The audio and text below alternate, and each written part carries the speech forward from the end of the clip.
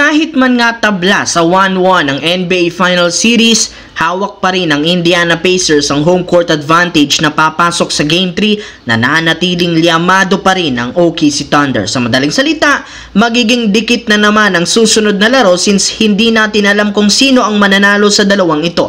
Pareho rin naman nga silang may kakayahan, may advantage na maipanalo ang next game. In fact, inanunsyo na maglalaro pa rin sa OKC Thunder at Indiana Pacers ang lahat ng key player. Kahit man nagtamo ng injury si Haliburton last game, sisikapin pa rin itong maglaro sa Game 3. Kaya may posibilidad na maipanalo ito ng Indiana gamit ang kanilang home court advantage. Pero mismong mga analyst na ang nagsabi, hindi magiging madali para sa Pacers ang Game 3 dahil kakailanganin dito ng kanilang team ang tulong ng lahat para lamang makuha ang panalo at kalamangan sa seryeng ito. Samantala, para nga sa inyong kaalaman, kahit man meron pang multiple first round pick ang Los Angeles Lakers sa mga susunod na taon, isa na lamang dito ang pwede nilang ma-trade base sa rules ng NBA. Kaya kahit gustuhin ni Rob Pelinka kunin ang matagal ng target na si Walker Kessler na ginawang available ng Utah Jazz, hindi nga ito magiging madali. Pero ayon sa isang analyst,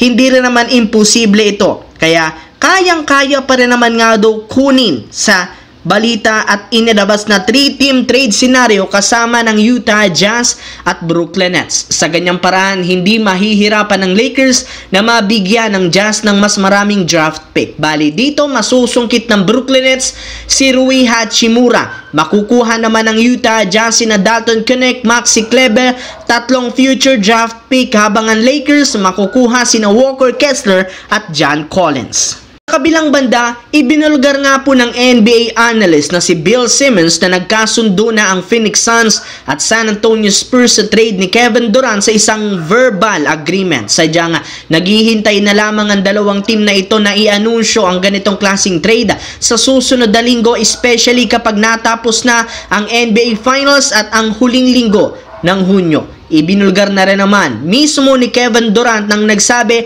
na ang San Antonio Spurs ang pinakagusto niyang sunod na paglaruan kapag naalis na siya sa Phoenix Suns. And since nangako ang Suns kay KD na ibibigay nila siya ng mas maayos sa team, hindi talaga malabo na tuparin ng front office ang kahilingan nito. Hindi rin naman sila malulugi kung ititrade nila ang superstar sa San Antonio dahil may kakayahan rin naman ito na bigyan sila ng mas mahuhusay na batang player at napakaraming draft pick na pwede nilang magamit sa pag-rebuild ng lineup sa mga susunod na taon. Kaya hindi talaga nagsisisi at magsisisi ang Suns, lalo ang team owner na si Matt Ishbia na makipagnegosasyon sa San Antonio Spurs pagkatapos nitong NBA Finals. Well, anong masasabi nyo dito mga idol?